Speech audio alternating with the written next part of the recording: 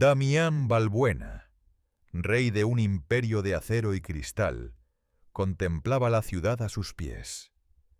El silencio de su penthouse era absoluto, un mausoleo de lujo y soledad. Fue entonces cuando una voz, pequeña pero firme, cortó el aire. «¿Señor?» Giró, petrificado. Allí, junto a un sofá que valía más que una casa, estaba una niña. Sus ojos, demasiado viejos para su rostro, lo examinaban sin miedo. «Su trono de oro», dijo, señalando su sillón de diseño. «¿También duele cuando se sienta?» La pregunta, absurda e imposible, se quedó flotando en el aire purificado del ático. Por un instante, el cerebro de Damián, una máquina afinada para calcular riesgos, cerrar tratos millonarios y aniquilar competidores, simplemente se detuvo. ¿Una niña? ¿Aquí? En el piso 90, en la fortaleza que él llamaba hogar, un santuario impenetrable protegido por la más alta tecnología y un ejército de seguridad privada. Su primera reacción fue una oleada helada de furia. Era una brecha, una violación. «¿Quién eres tú? ¿Cómo demonios has entrado aquí?» Su voz era un látigo de hielo, el mismo tono que usaba para desmantelar juntas directivas. Esperaba que la niña se encogiera, que llorara, que mostrara el miedo que todos le tenían. Pero ella no lo hizo. Permaneció inmóvil, sosteniéndole la mirada con una calma desconcertante. Vestía ropa gastada y sostenía contra su pecho un viejo oso de peluche al que le faltaba un ojo. «Me llamo Luna», respondió con sencillez, y entré por la puerta de servicio. «El señor de la comida me dejó pasar. Dijo que usted necesitaba compañía». La mentira era tan infantil, tan pobremente construida, que desarmó por completo la paranoia de Damián. Esto no era un ataque corporativo, no era un secuestro. Era algo mucho más extraño. Se acercó a ella, sus zapatos italianos de piel sin hacer ruido sobre el mármol blanco. Se cernió sobre la pequeña figura, un gigante de poder y privilegio. «Escúchame, niña. No sé qué juego es este, pero se ha acabado. Vas a decirme quién te ha enviado y por qué estás aquí. O llamaré a la policía, y te aseguro que no te gustará lo que pase después». Luna no se inmutó. En lugar de eso, alzó el oso de peluche. «Está roto», dijo, con una lógica infantil que chocaba violentamente con la opulencia de la habitación. «Le falta un ojo. Mi papá me dijo que siempre hay que buscar a la persona más poderosa para arreglar las cosas más importantes».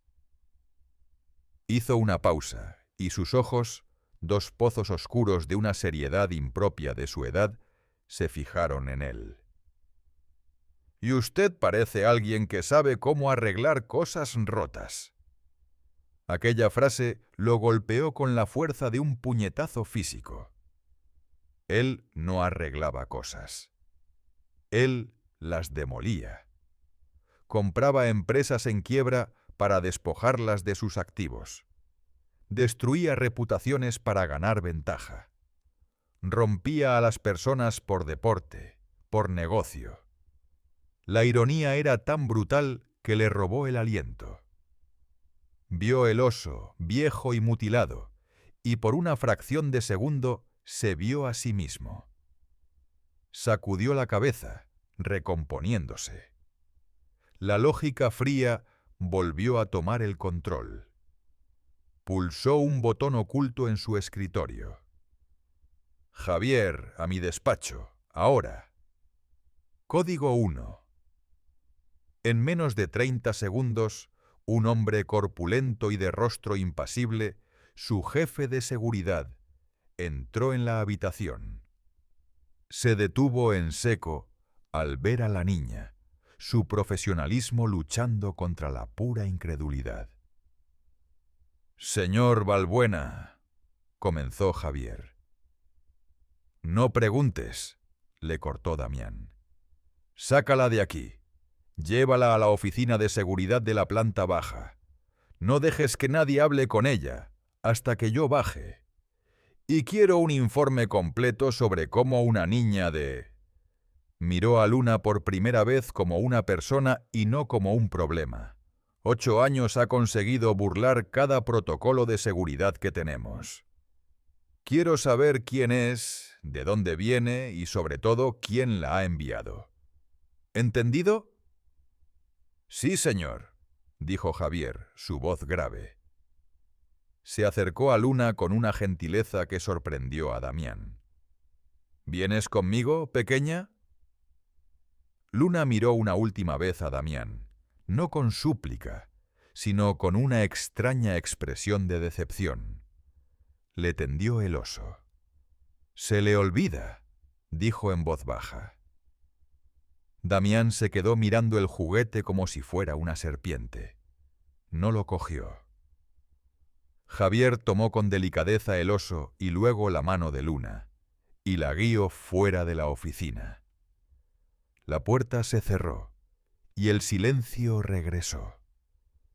Pero ya no era el silencio del poder y el control. Era un silencio pesado, hueco, contaminado por una pregunta y una petición. Damián se quedó de pie en medio de su vasto y vacío imperio. Se giró lentamente y miró su sillón de diseño, su trono de oro y cuero. Por primera vez en muchos años, se preguntó si de verdad dolía sentarse en él. Y la duda, una vez plantada, comenzó a echar raíces en el árido suelo de su alma. Las horas que siguieron al insólito suceso se arrastraron con una lentitud exasperante. Damián Balbuena, un hombre acostumbrado a que el mundo girara a la velocidad de sus órdenes, se encontró sumido en un desasosiego desconocido. Incapaz de concentrarse en los informes de mercado o en las proyecciones bursátiles que cubrían sus múltiples pantallas, su mente regresaba una y otra vez a la imagen de la niña y a su pregunta imposible. El silencio de su fortaleza de cristal ya no era reconfortante. Se había vuelto pesado, preñado de un eco que no podía ignorar. Cada rincón de lujo parecía ahora burlarse de él, reflejando una vaciedad que la presencia de la pequeña había dejado al descubierto. Finalmente, la puerta se abrió, y Javier entró, con una tablet en la mano y una expresión de profesionalismo tenso. «Tenemos la información inicial, señor», anunció. Damián ni siquiera le ofreció asiento. «¿Y bien? ¿Fue un chantaje? ¿Una treta de la competencia? Habla de una vez, Javier». «No, señor, nada de eso», replicó Javier con calma, deslizando un dedo por la pantalla. «La brecha de seguridad fue, lamentablemente, simple. Un repartidor nuevo en el servicio de catering, sobrepasado por la hora punta. La niña se escabulló mientras él descargaba un pedido en el muelle de servicio. Usó una escalera de mantenimiento, evadió una cámara con un punto ciego que ya hemos corregido y se coló en el ascensor privado con un técnico de climatización. Fue una cadena de fallos humanos y mala suerte, pura audacia infantil, no un plan maestro». Damián sintió una punzada de algo que no supo identificar. ¿Decepción? ¿Alivio? «Su nombre», ordenó, su voz más contenida. «Luna, 7 años, aunque aparenta más». «No tiene 8», puntualizó Javier. «Es una fugitiva. Escapó hace 2 días del hogar de acogida La Esperanza, Un centro en las afueras de la ciudad. La policía tiene una alerta de búsqueda, pero de bajo perfil, como es habitual en estos casos. ¿Un orfanato? Damián frunció el ceño. La historia se volvía más sórdida, más alejada de su pulcro mundo de cifras y contratos. Investiga ese lugar. Quiero saberlo todo. Su director, su financiación, cualquier escándalo oculto. Si esta niña ha llegado hasta mí, alguien en ese centro debe saber algo. Quizás buscan una donación generosa a través de un método poco ortodoxo. Su cinismo era un escudo, un mecanismo de defensa que rara vez le fallaba. Javier asintió y durante la siguiente hora el silencio solo fue roto por el tecleo de su dispositivo. Damián observaba, impaciente. Finalmente, Javier levantó la vista. El hogar La Esperanza tiene una fachada impecable, señor. Dirigido por un tal Ricardo Morales. Registros perfectos, subvenciones en orden, inspecciones aprobadas con nota. Demasiado perfecto, de hecho. ¿A qué te refieres?, inquirió Damián, inclinándose hacia adelante. Hay rumores soterrados en foros de ex empleados y grupos de ayuda social. Hablan de una disciplina férrea, de un ambiente de miedo. El índice de fugas es inusualmente alto, pero todos los niños son siempre encontrados y devueltos rápidamente, sin que se levante polvareda. Además, hay algo más. Sobre Luna. Javier hizo una pausa, midiendo sus palabras. Fue ingresada en el sistema hace 3 años. Su padre, un arquitecto llamado Alejandro Reyes, sufrió un colapso financiero y nervioso total. Perdió su empresa, su casa, todo. La madre desapareció del mapa poco después. El informe dice que el padre está incapacitado, en una institución de cuidados a largo plazo. El nombre Alejandro Reyes flotó en el aire por un momento, pero no provocó ninguna reacción en Damián. Era un nombre más en un mar de rostros y empresas que había dejado en su estela. No recordaba a cada soldado que caía en las guerras que él iniciaba.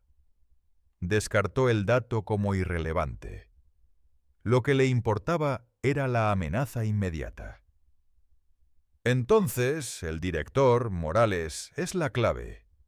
Un hombre que dirige un lugar del que los niños huyen. Quiero que le hagas una visita a primera hora. Sutil. Hazle saber que la niña está a salvo, pero que estamos preocupados por las circunstancias de su huida. Mide su reacción.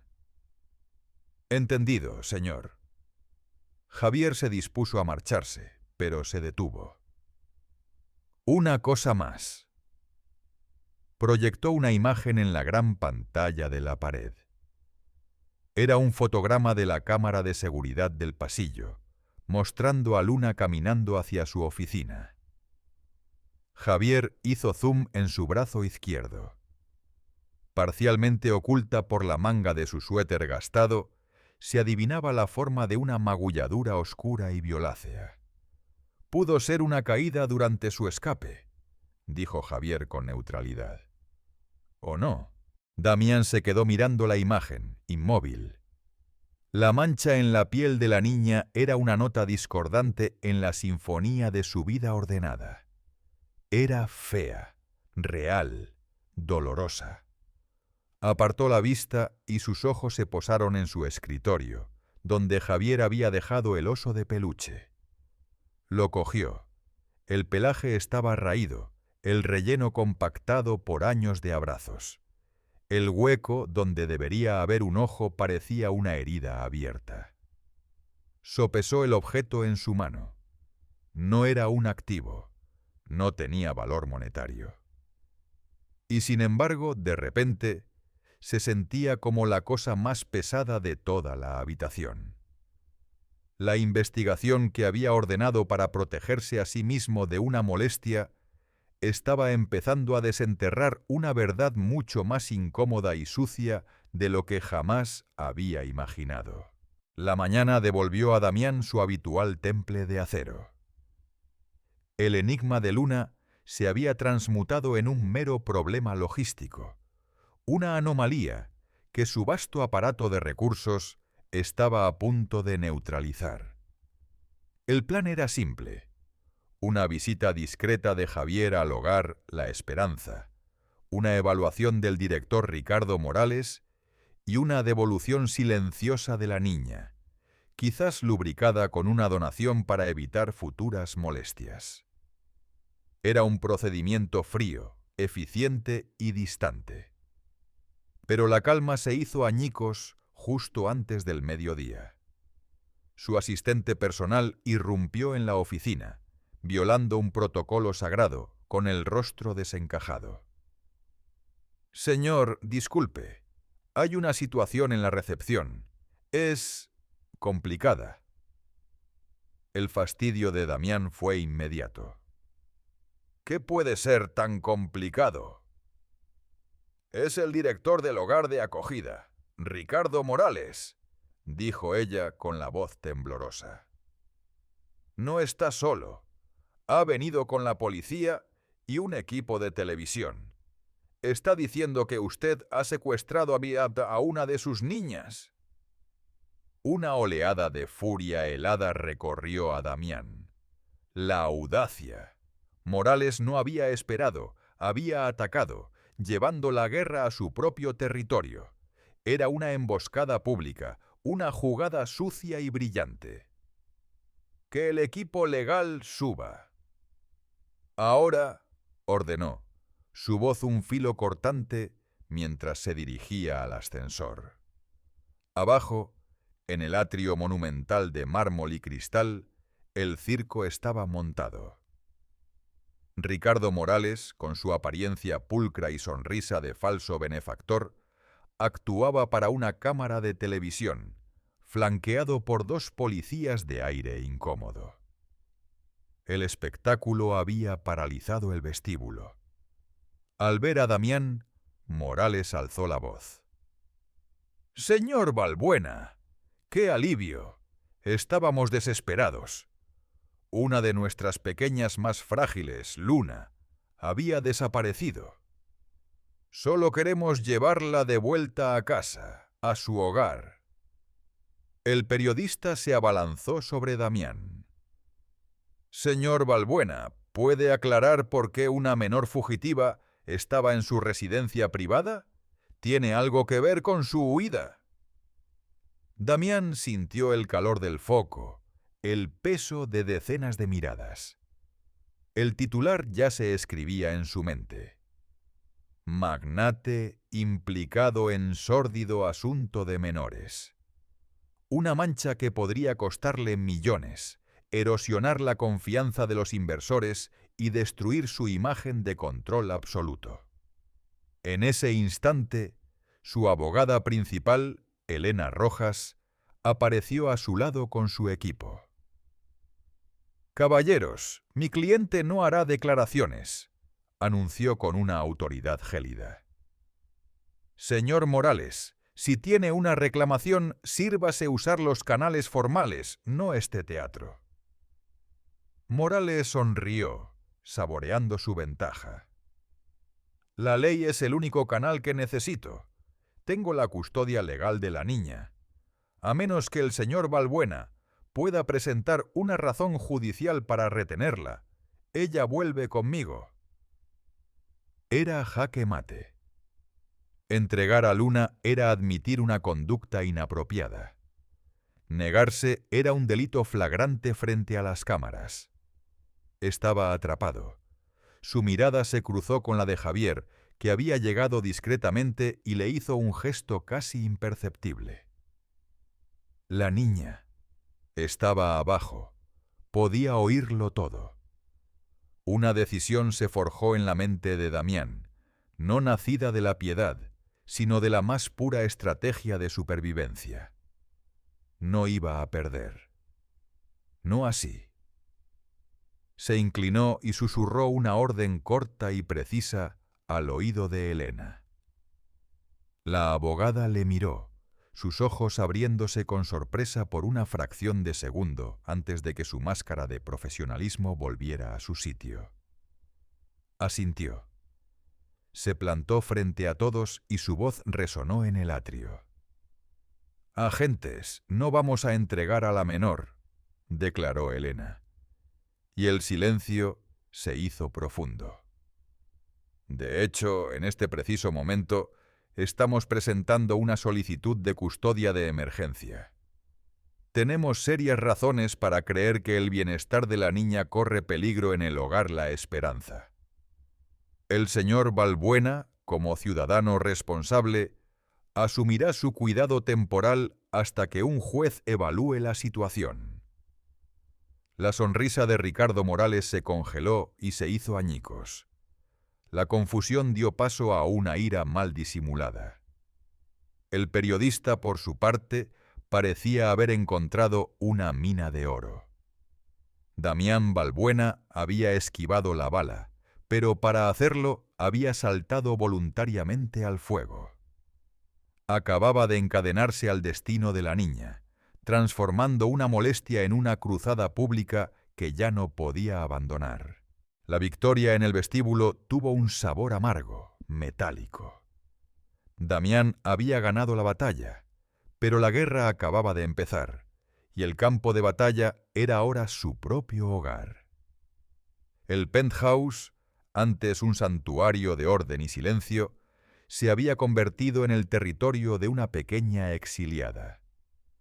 Luna se movía por los vastos espacios con una cautela silenciosa, como un animalito explorando un entorno desconocido y potencialmente hostil. La convivencia forzosa era una colisión de dos universos. Los primeros días fueron un ejercicio de evitación mutua. Damián se encerraba en su despacho intentando sumergirse en la vorágine de su trabajo, pero la concentración le era esquiva. La presencia de la niña era una distracción constante, no por el ruido, sino por el silencio. Un silencio que era diferente al suyo. El de ella estaba lleno de observación y una paciencia que lo descolocaba. Contrató a una pedagoga recomendada por Elena, una mujer amable y eficiente que se encargaba de las necesidades básicas de Luna, pero la presencia de una extraña solo acentuaba la artificialidad de la situación. El primer muro de Damián se agrietó una tarde. Al salir de su despacho, encontró a Luna sentada en el suelo de mármol del salón, dibujando con un trozo de tiza que había sacado de un kit de arte que la pedagoga le había comprado. No estaba dibujando en un papel, sino directamente sobre las impolutas losas blancas. Estaba trazando el contorno de un sol gigante, con rayos torcidos y una cara sonriente. La transgresión era tan flagrante, tan inocente, que Damián se detuvo en seco, preparado para reprenderla. «¿Qué crees que estás haciendo?». Su voz sonó más áspera de lo que pretendía. Luna no se asustó. Levantó la vista, con la punta de la nariz manchada de amarillo. «El suelo estaba muy triste», respondió, como si fuera la explicación más lógica del mundo. Le faltaba luz. Damián se quedó sin palabras. Miró el dibujo infantil, una mancha de color y vida en la monocromática perfección de su mundo. Cualquier otra persona habría sido despedida y demandada por un acto semejante. Pero ante la lógica aplastante de la niña, se sintió ridículo. Por primera vez, vio su casa a través de los ojos de ella. Un lugar frío, oscuro, sin alegría. Se dio media vuelta y regresó a su despacho sin decir una palabra más. El sol de tiza permaneció en el suelo durante días. Los pequeños momentos de conexión comenzaron a acumularse, como gotas de agua erosionando una roca. Una noche, incapaz de dormir, lo encontró en la cocina bebiendo agua. Ella se había acercado sin hacer ruido, sosteniendo su oso de peluche remendado. —¿Tú tampoco tienes quien te arrope por las noches? —le preguntó en voz baja. La pregunta, tan directa y cargada de una vulnerabilidad compartida, lo desarmó por completo. Él, que pagaba a otros para que manejaran cada aspecto de su vida, se dio cuenta de la profunda soledad que la niña había identificado con una precisión brutal. Mientras tanto, la amenaza externa crecía. Ricardo Morales no se había quedado de brazos cruzados. La campaña mediática que había iniciado se intensificó. Pequeños artículos y segmentos en programas de chismes pintaban a Damián como un millonario excéntrico y caprichoso que usaba su poder para jugar con la vida de una niña indefensa. El relato de Morales era el de un director abnegado luchando por recuperar a su protegida. Javier le informaba puntualmente de cada nuevo ataque. «Está construyendo una narrativa muy peligrosa, señor», le advirtió Javier una tarde. «Está presentándose como David contra Goliat. Y en estas historias la gente siempre apoya a David». Damián lo sabía. Sentía la presión en las llamadas de los miembros del consejo, en la cautela de sus socios comerciales. La custodia temporal era una bomba de tiempo. La audiencia judicial se acercaba y necesitaba más que simples sospechas para ganar. Necesitaba pruebas contundentes del abuso que intuía. Pero el hogar La Esperanza era una fortaleza de registros impecables y testimonios cuidadosamente controlados. La verdadera naturaleza de Ricardo Morales seguía siendo una sombra, un antagonista sin rostro tangible, pero cuya influencia se cernía sobre ellos como una nube de tormenta, amenazando con descargar un diluvio que podría arrastrarlos a ambos. La frágil tregua que se había instalado en el penthouse se desintegró con la violencia de un cristal al estallar. La campaña de Ricardo Morales alcanzó su punto álgido, mutando de una molestia mediática a una crisis en toda regla. Aliado con un periodista sin escrúpulos conocido por su sensacionalismo carroñero, Morales lanzó su ofensiva definitiva. El titular principal del portal de noticias más viral del país gritaba en letras mayúsculas: «El capricho del titán. Damián Balbuena, el multimillonario que arrancó a una huérfana de su único hogar». El artículo era una obra maestra de la manipulación. Incluía fotografías de Luna, sonriendo forzadamente en eventos del orfanato, yuxtapuestas con imágenes frías y distantes de la torre de Damián. Mostraba a un Morales con lágrimas en los ojos, describiendo la profunda conexión que tenía con la niña y su temor por su bienestar emocional en un ambiente de lujo y frialdad. El impacto fue inmediato y devastador. Las acciones de Balbuena Corp. sufrieron una caída notable en la apertura de la bolsa, un temblor que indicaba la toxicidad que el escándalo estaba generando en torno a su nombre. La presión se volvió asfixiante. El Consejo de Administración convocó una reunión de emergencia. Socios comerciales de toda la vida empezaron a distanciarse sutilmente. Damián, el hombre que controlaba los hilos de su universo, sintió por primera vez cómo esos hilos se le escapaban de las manos. La narrativa pública se le había vuelto en contra de una manera que su poder y su dinero no podían contrarrestar fácilmente.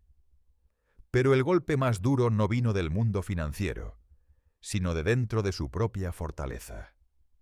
Una tarde, la pedagoga lo llamó con urgencia a la habitación de Luna. La encontró acurrucada en una esquina, temblando, negándose a hablar. Tenía fiebre alta. Cerca de ella, sobre la cama, había una tablet.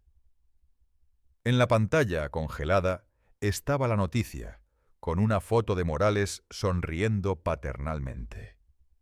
La niña lo había visto. Había visto al hombre que representaba su miedo, retratado como un santo. Ha tenido una pesadilla terrible, susurró la pedagoga. Gritaba que no quería volver, que el hombre malo la encontraría. El médico privado de Damián llegó en minutos. El diagnóstico fue una crisis de ansiedad aguda, exacerbada por una infección viral. Nada grave físicamente, pero la fragilidad emocional de Luna había quedado expuesta de par en par. Mientras el doctor la atendía, Damián vio algo que le heló la sangre. Al levantarle la manga de su pijama para ponerle una vía, quedó al descubierto no solo la vieja magulladura que Javier había detectado, sino también una serie de cicatrices finas y blancas en su antebrazo, casi imperceptibles. Marcas que no eran de una caída, eran metódicas. En ese preciso instante, Javier entró en la habitación, con el rostro más sombrío que Damián le había visto jamás. «Señor, tenemos un problema mayor. La audiencia de custodia se ha adelantado». El juez, presionado por la atención mediática, la ha fijado para dentro de 72 horas. Y hay más. El abogado de Morales ha presentado un informe psicológico firmado por un supuesto experto que afirma que Luna sufre síndrome de Estocolmo y que usted la está manipulando. El mundo de Damián se contrajo a un único punto de enfoque: la niña febril y asustada en la cama. El tablero de ajedrez había cambiado drásticamente. Ya no era una batalla por su reputación o por el precio de sus acciones. Era una carrera contrarreloj por el alma y la seguridad de Luna. Las pruebas que tenían eran circunstanciales, rumores, una foto de un moratón.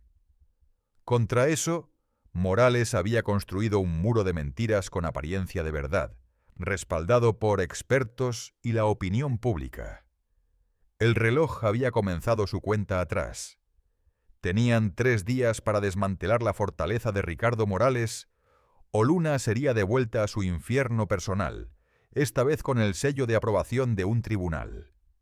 La crisis había alcanzado su cenit, y las apuestas eran absolutas.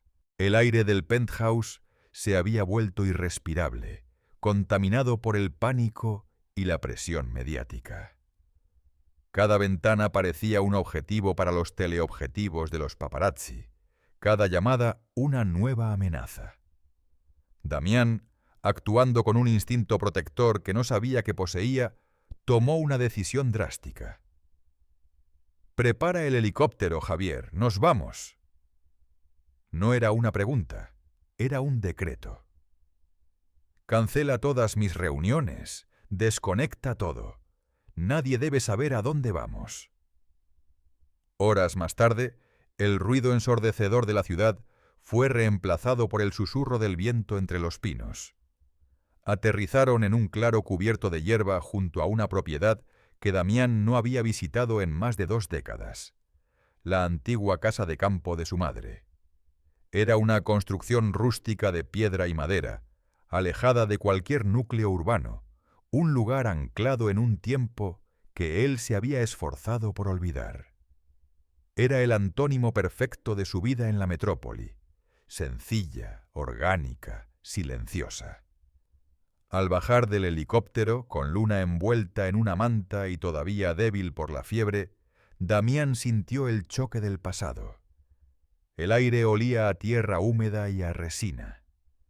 La casa, mantenida por un cuidador local, estaba limpia pero desprovista de vida. Un museo de sus propios recuerdos de infancia, una niñez solitaria que de repente le pareció un eco de la de Luna. Los 2 días siguientes transcurrieron en una especie de limbo suspendido.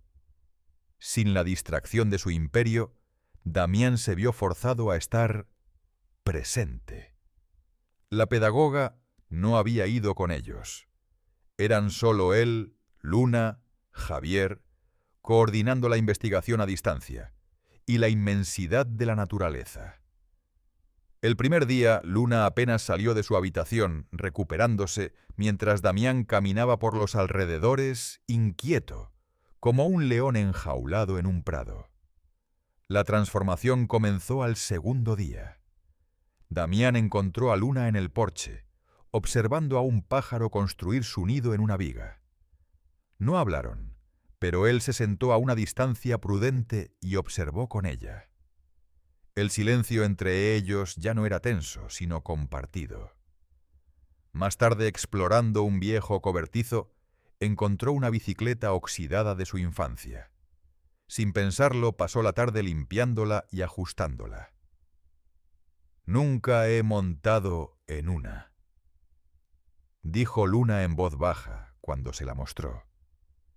Lo que siguió fue una escena que habría resultado inconcebible para cualquiera que conociera al magnate Damián Balbuena.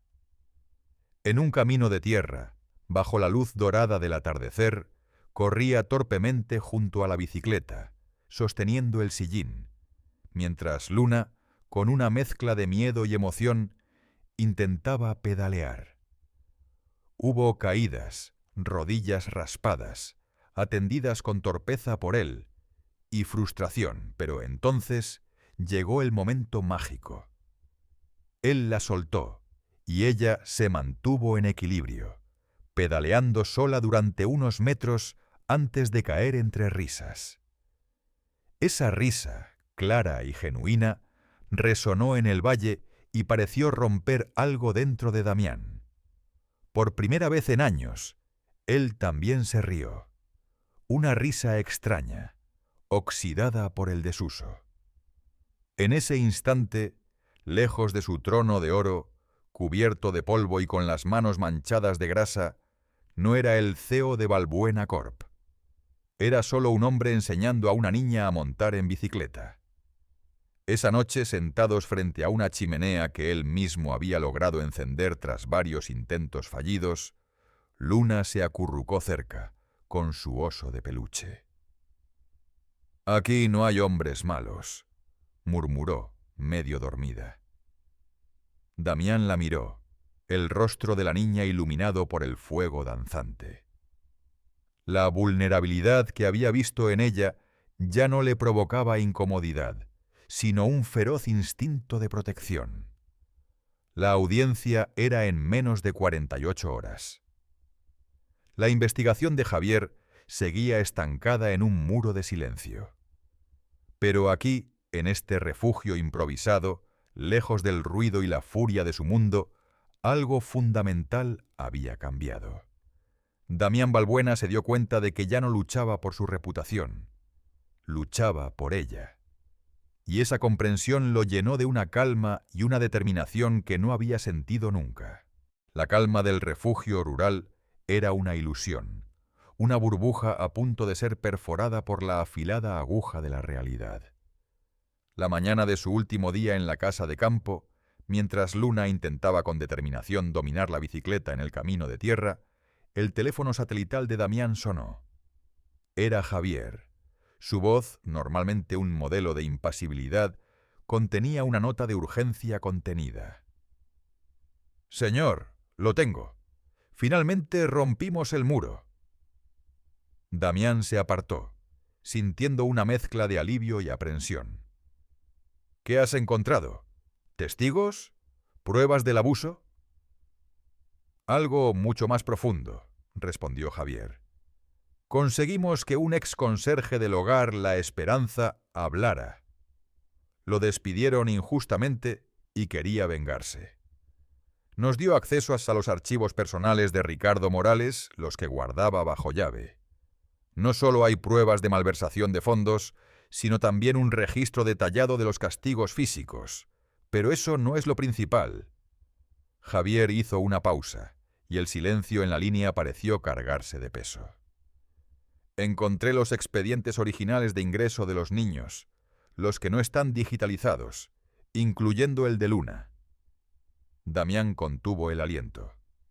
¿Y? El informe sobre sus padres era más detallado. La madre se marchó a otra ciudad intentando escapar de las deudas y de un cuadro depresivo severo. Pero el padre... El informe menciona el nombre completo de su empresa, la que se declaró en bancarrota. Un frío glacial comenzó a trepar por la columna de Damián. Escuchó a Javier pronunciar el nombre de la pequeña firma de arquitectura, y fue como si un dique se rompiera en su memoria. De repente, el nombre Alejandro Reyes ya no era anónimo. Un rostro apareció en su mente, un hombre joven, apasionado, con planos bajo el brazo y una visión innovadora. Un socio, su primer socio. La imagen era de hace casi 20 años. Damián Balbuena, entonces un tiburón joven y ambicioso, vio una oportunidad de oro, un gran proyecto de desarrollo urbano. Para conseguirlo, necesitaba absorber la pequeña firma de Alejandro, que poseía unos derechos de diseño cruciales. Reyes se negó a vender. Creía en un crecimiento ético. En lugar de negociar, Damián utilizó tácticas predatorias. Inundó el mercado con precios bajos, cazó a sus clientes y finalmente orquestó una hostil toma de control que dejó a Alejandro no solo en la ruina financiera, sino también profesionalmente destruido y acusado falsamente de negligencia. Fue la jugada que catapultó la carrera de Damián, el cimiento sobre el que construyó su imperio. El primer gran sacrificio sobre el altar de su ambición. «Señor, ¿sigue ahí?». La voz de Javier lo trajo de vuelta al presente. Damián se apoyó contra un árbol, el teléfono temblando en su mano. El mundo a su alrededor pareció desenfocarse. El sonido de la risa de Luna, que practicaba con la bicicleta a unos metros, se convirtió en un eco lejano y doloroso. La conexión. No era el destino, no era una casualidad, era una deuda, una factura kármica que había llegado a cobrarse en la forma de una niña de 7 años con los mismos ojos serios de su padre. «Lo destruí, Javier», susurró Damián, su voz rota, despojada de toda su autoridad. Era una confesión, no a su empleado, sino al universo. «Yo lo hice. Fui yo». Todo encajó en su sitio con una claridad monstruosa. Su ambición desmedida no solo había arruinado a un hombre, había destrozado a una familia, había provocado la huida de una madre desesperada, y había arrojado a una niña inocente a un sistema corrupto, directamente a las manos de un monstruo como Ricardo Morales. El oso de peluche roto, la pregunta sobre su trono de oro, las cicatrices en su brazo, todo era consecuencia directa de un acto que él había cometido y enterrado bajo décadas de éxito y riqueza. Se quedó allí, inmóvil, mientras el peso de esa verdad lo aplastaba. No era el salvador de Luna, era el arquitecto original de su sufrimiento.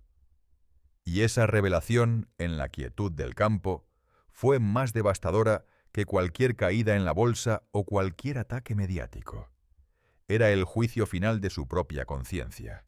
El viaje de regreso a la ciudad fue un descenso silencioso hacia el campo de batalla.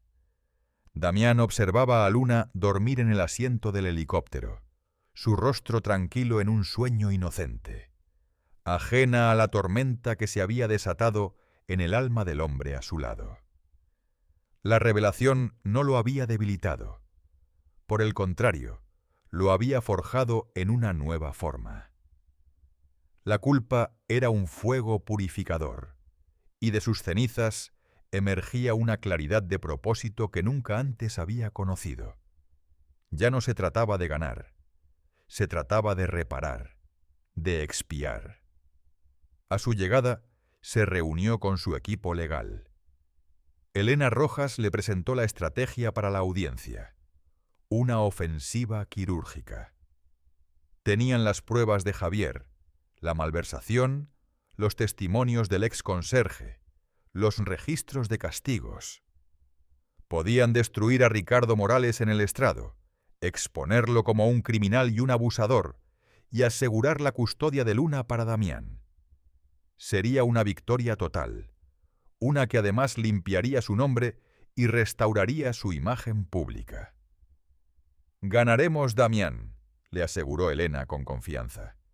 Lo aniquilaremos discretamente en el juzgado.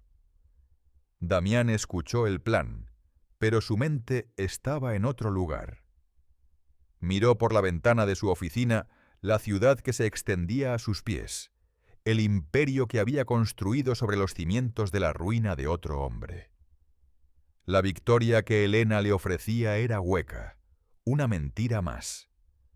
Proteger su propio estatus, mientras la verdad fundamental permanecía oculta, ya no era una opción. «No lo haremos así», dijo Damián, su voz tranquila pero cargada de una firmeza inquebrantable. Elena lo miró, confundida. «No voy a esconderme detrás de ustedes. Prepara una rueda de prensa. En la entrada del juzgado, 1 hora antes de la audiencia. Convoca a todos los medios, especialmente a los que nos han estado atacando». «Damián, eso es una locura», protestó Elena. «Es entregarles tu cabeza en bandeja de plata. Te despedazarán». «A veces, para reconstruir algo, primero hay que demolerlo todo», replicó él con una calma que la desconcertó. «Hazlo, Elena. Confía en mí».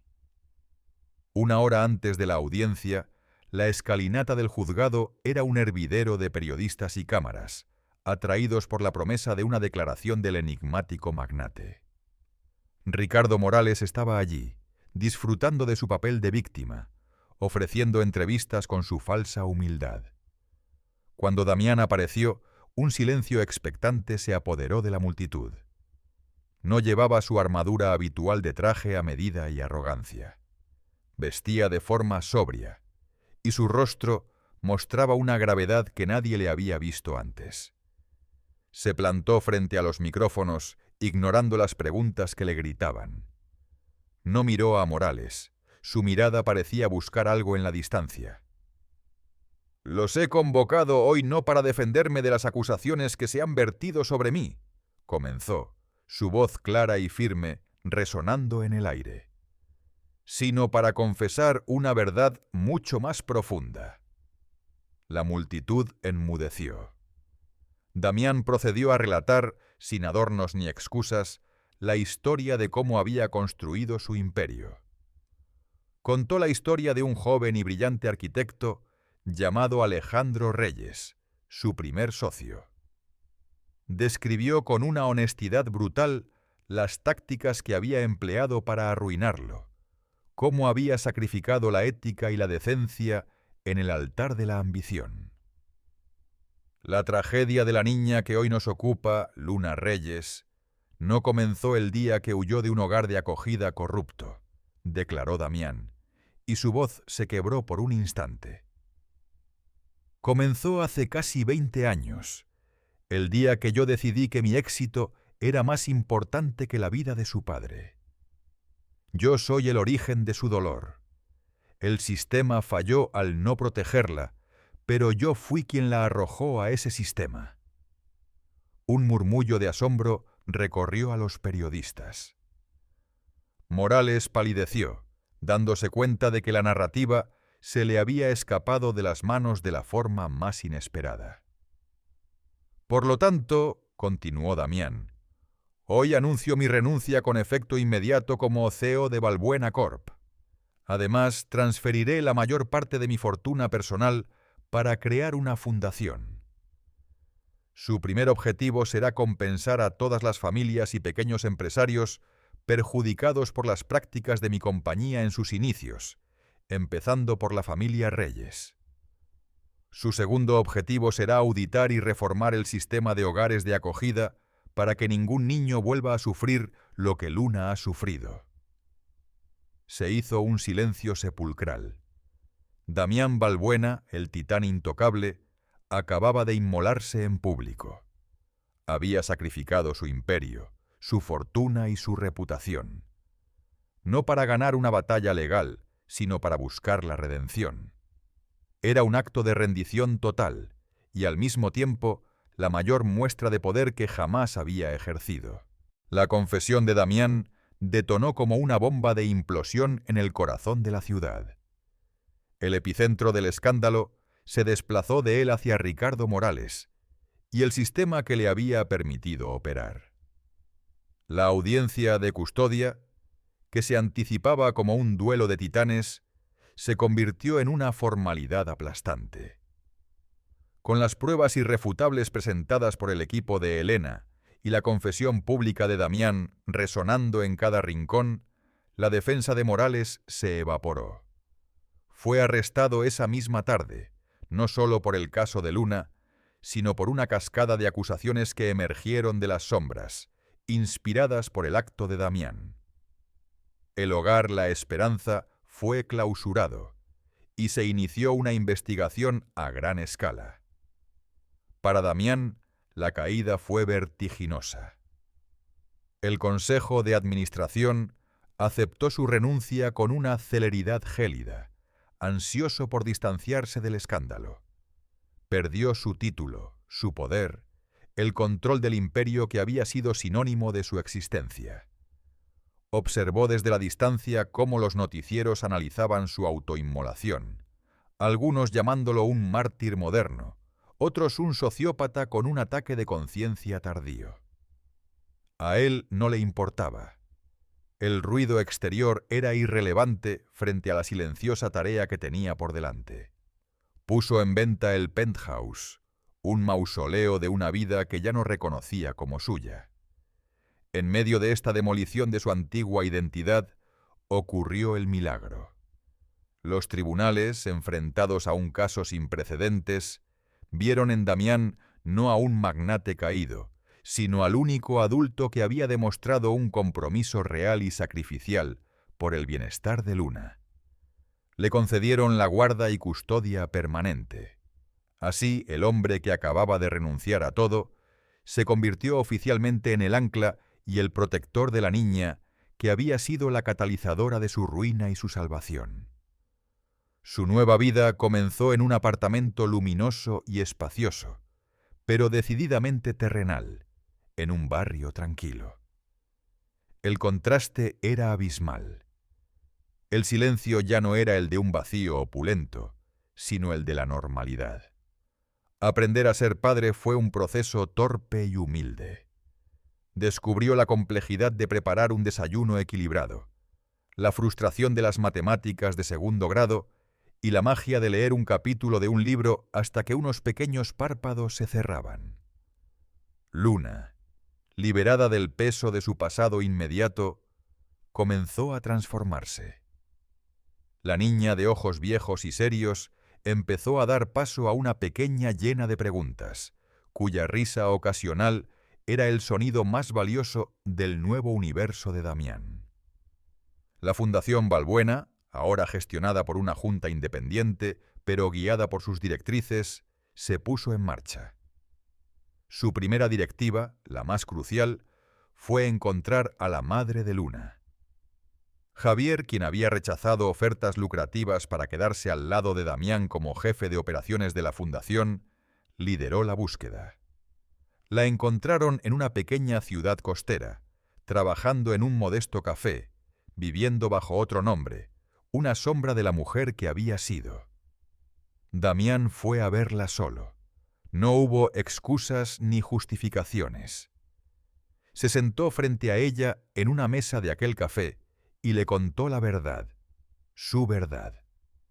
Admitió su papel en la destrucción de su familia con una honestidad brutal. Le habló de Luna, no como una posesión, sino como una luz que le había mostrado la oscuridad de su propia alma. Fue una conversación tensa, llena de pausas dolorosas y lágrimas contenidas por parte de ella.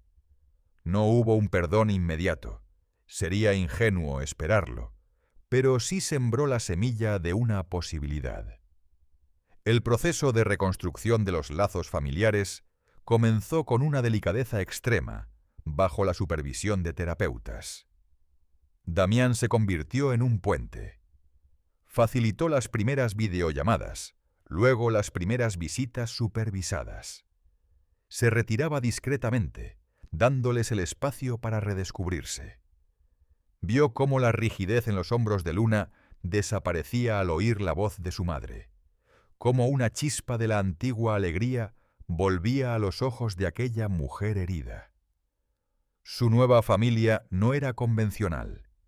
Era una constelación de almas rotas orbitando alrededor de una niña, unidas por la tragedia, la responsabilidad y un amor que estaba aprendiendo a nacer de las ruinas.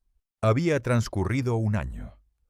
Un ciclo completo de estaciones había pasado sobre la ciudad, llevándose consigo los ecos del escándalo y dejando en su lugar una normalidad silenciosa. La primavera regresaba, y esta vez Damián la sentía de una manera distinta, no como un evento en un calendario, sino como una sensación física de renacimiento. Estaba sentado en un simple banco de madera en un parque público, un lugar anónimo y vibrante de vida. El sol de la tarde, cálido y sin filtros, tejía patrones dorados a través de las hojas de los árboles. Ya no llevaba la armadura de sus trajes a medida. Su ropa era la de cualquier otro hombre disfrutando de un día tranquilo. Unos vaqueros gastados y una camisa de algodón. A pocos metros, la risa de Luna era una melodía que llenaba el aire mientras intentaba, con una seriedad cómica, compartir su helado de fresa con un perrito entusiasmado que movía la cola sin cesar. Cerca de ellas, en otro banco bajo la sombra de un roble, se encontraba Sofía, la madre de Luna. Su presencia ya no era la de una visitante tensa, sino la de una parte integral de este nuevo paisaje familiar. El camino de su recuperación había sido arduo, pero la luz había vuelto a sus ojos, y con ella una fuerza tranquila. Había encontrado un buen trabajo como diseñadora en una pequeña firma de arquitectura, una oportunidad facilitada discretamente por la fundación. Ahora vivía en un apartamento cercano, y los fines de semana se habían convertido en un ritual sagrado de paseos, comidas y la simple alegría de ver a su hija florecer. La relación entre ella y Damián se había asentado en un territorio de profundo respeto y un afecto callado, una alianza forjada en la responsabilidad compartida y un objetivo común, la felicidad de Luna. Damián sacó del bolsillo de su chaqueta una pequeña caja de madera pulida. La sostuvo en sus manos por un momento, sintiendo su peso, su significado. «Luna, ven un momento», la llamó, su voz desprovista de la antigua resonancia del comando, ahora suave y cálida. La niña dejó sus juegos y corrió hacia él, con la cara adorablemente manchada de rosa y chocolate. Se sentó a su lado, mirando la caja con curiosidad. Damián la abrió con cuidado. En su interior, sobre un lecho de terciopelo oscuro, descansaba el viejo y querido oso de peluche. Pero algo era diferente.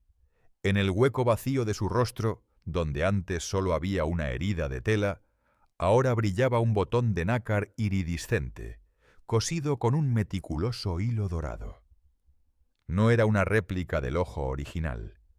Era algo nuevo, único. Un remiendo que no pretendía ocultar la herida, sino transformarla en una marca de belleza. Los ojos de Luna se abrieron de par en par, no con la sorpresa de un regalo, sino con el asombro de un milagro esperado. Tomó el oso con una reverencia casi solemne y lo abrazó con fuerza contra su pecho. «Lo arreglaste», susurró, su voz cargada de una emoción que trascendía el simple objeto. «Me dijiste que buscara a la persona más poderosa para arreglar las cosas más importantes», respondió Damián, su mirada fija en la de ella. «Me tomó un tiempo entenderlo. No se trataba de poder sobre los demás, Luna.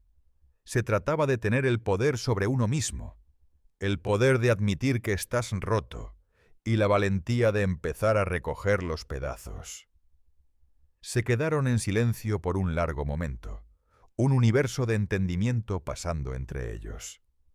Luna se acurrucó a su lado, pasando su dedito por el contorno suave del nuevo ojo del oso. Damián pasó un brazo por sus hombros. Miró a Sofía, quien les devolvió una sonrisa teñida de gratitud y una paz recién encontrada. Observó a su alrededor, las familias paseando, los adolescentes riendo, el murmullo constante de una vida que fluía ajena a los dramas de los imperios financieros. Durante décadas había contemplado este mismo mundo desde una torre de marfil y cristal, viéndolo como un mapa, una conquista.